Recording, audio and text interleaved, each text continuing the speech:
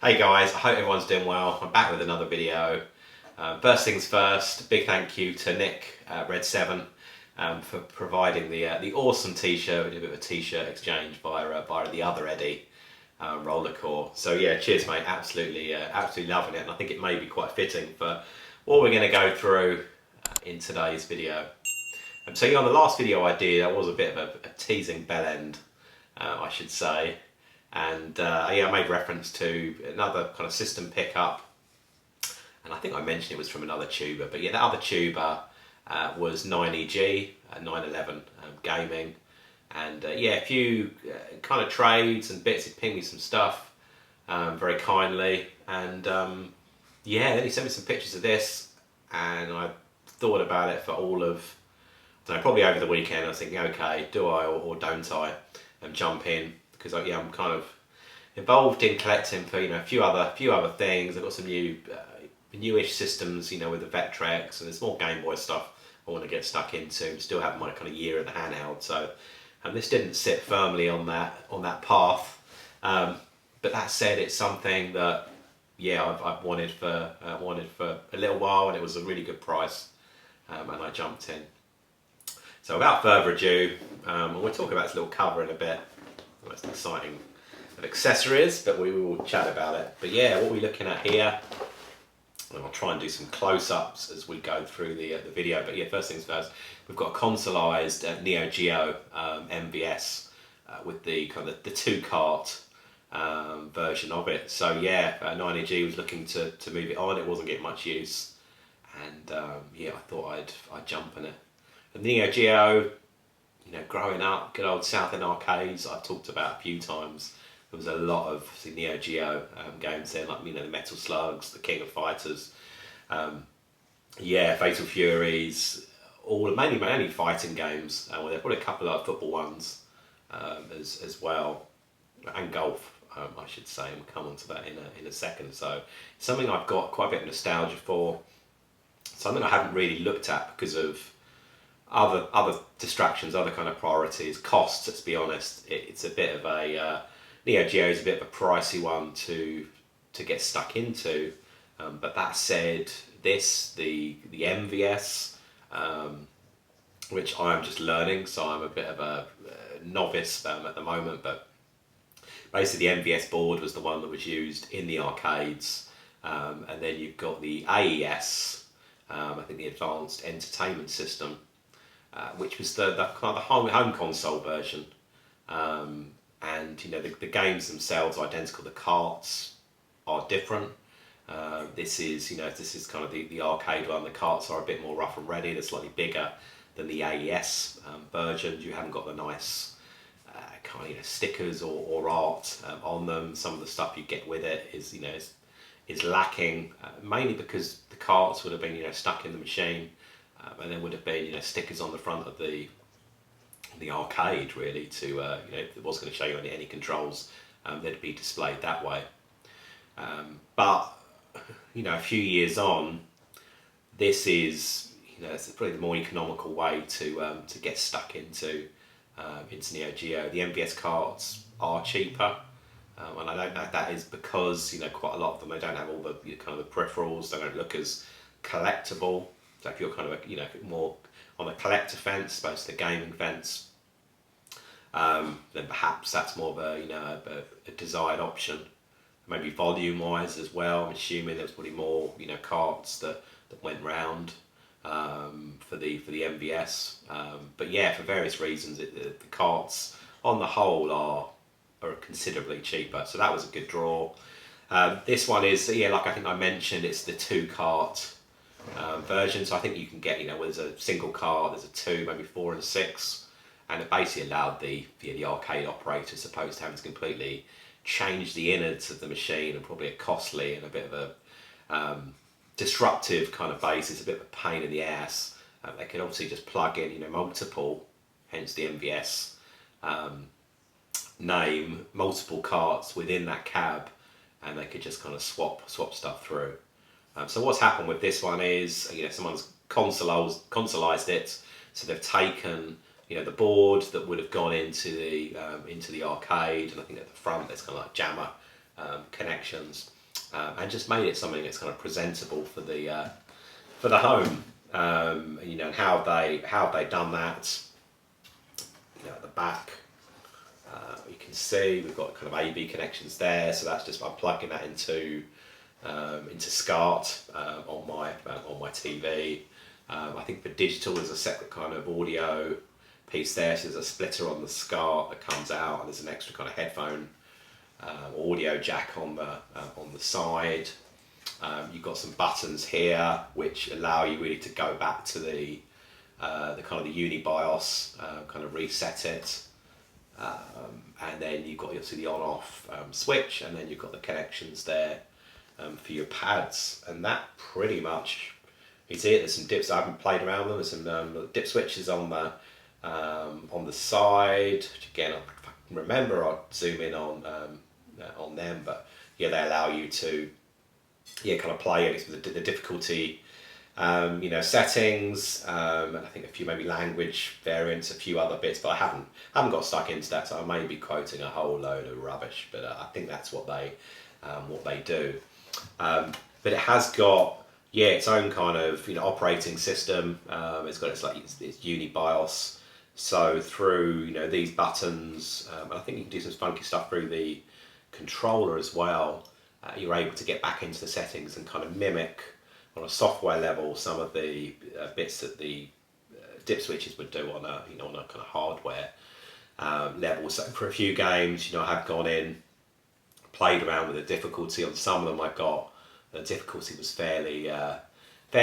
I think it goes up to something like 8 or whatever, and they were like kind of 7 or 8. So some of the fighters are fairly, some newish than others to me, and I thought I'm going to go a bit more middle of the road. So playing around with that, Metal Slug as well. When I was playing it, I thought this is a bit different, and it was basically the non-blood version. I don't know if it's more for Japan or fish and chip shops with kind of younger players. I'm not sure, but again, through that I could go in and play around. So you're having a lot of fun with it. I've only got a few games. I should say a few carts. I've got more games than carts, and the reason for that is I'll come onto it in a sec. I've got like a multi cart.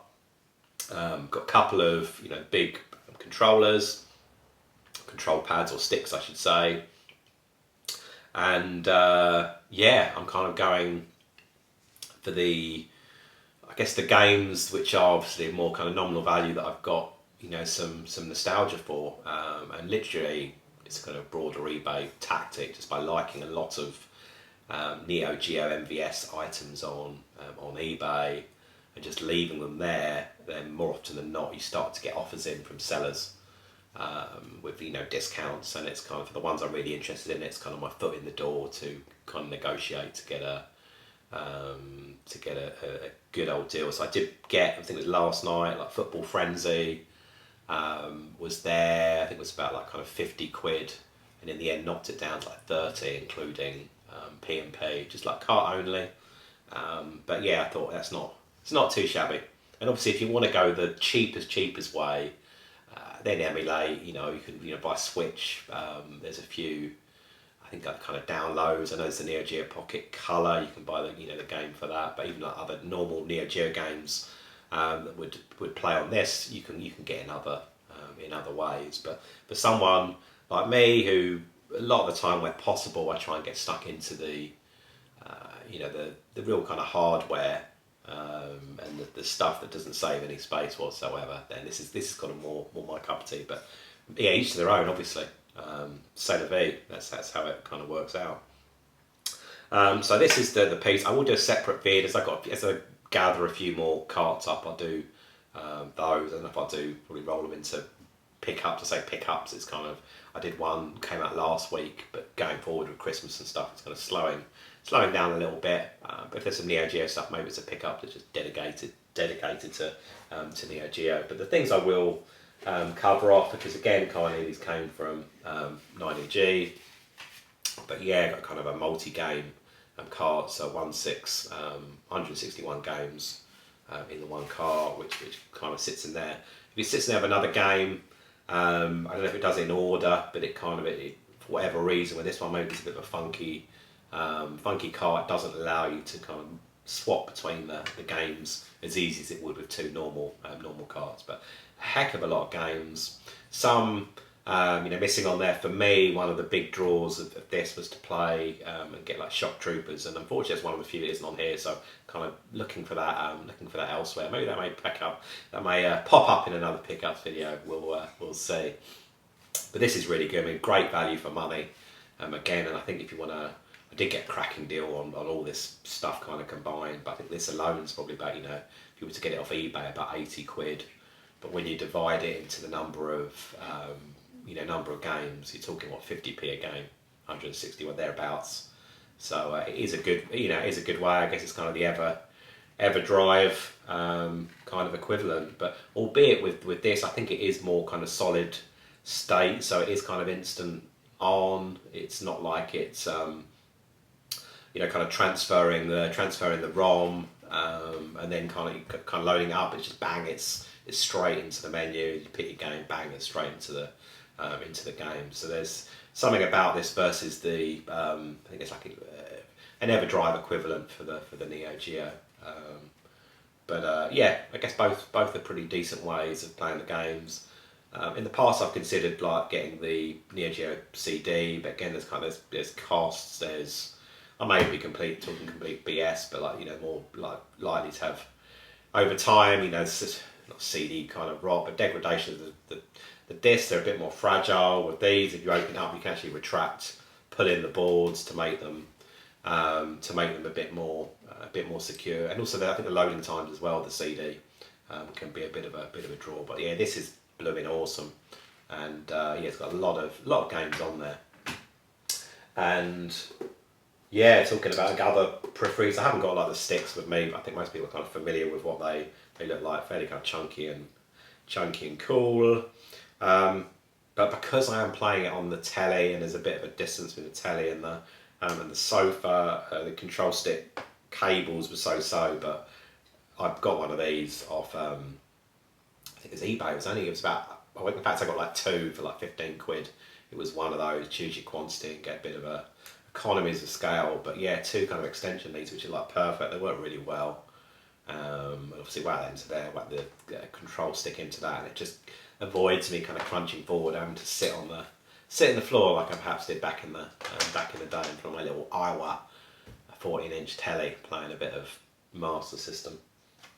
And then the final, a couple of bits really to cover off now, I guess. So I did get again through an NEO what I deem to be one of the best blooming golfing games ever, like arcade golf at its finest.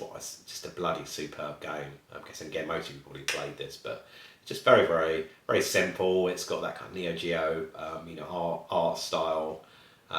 Control the direction, choose the club, and it's a bit, if any of you played like Mario Golf or most golf games, in fact, you've got the power meter, then like an accuracy one, bosh, and then you kind of game on, quite literally. And it's a really, really good game.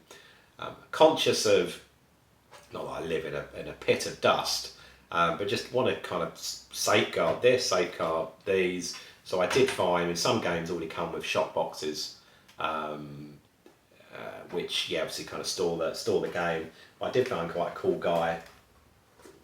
I think he's in Italy, who kind of makes custom boxes at a fairly an okayish price, which they house the games perfectly. There's nothing too jazzy about it. It's a high definition kind of print on there. It's not too sloppy on the printing, but most importantly, the game goes in there nicely, and it protects it, and it looks good on the shelf as well. So pretty chuffed with that. And then the final piece, because this is, let's say how it is. I mean, there is a top on there, but it's exposed kind of boards. Not at the back, because where the cover comes down, but certainly a lot of the sides and bits at the front. And of course, I mean, there's big gaping cart gaps where that's got to go in. So hence I got one of these, and I'll leave, I remember again, a link in the description. But I found the coolest place for that make custom, it's really geeky, isn't it? Custom dust covers. And you choose your colour, obviously you choose your dimensions, you can choose whether it's elasticated or drawstring. It's all kinds of crazy options, but it's pretty decent. And all in all, it's like 15 quid, probably might even be quid or so less, including P&P, via, I think it was like DPD, so they kind of couriered it over.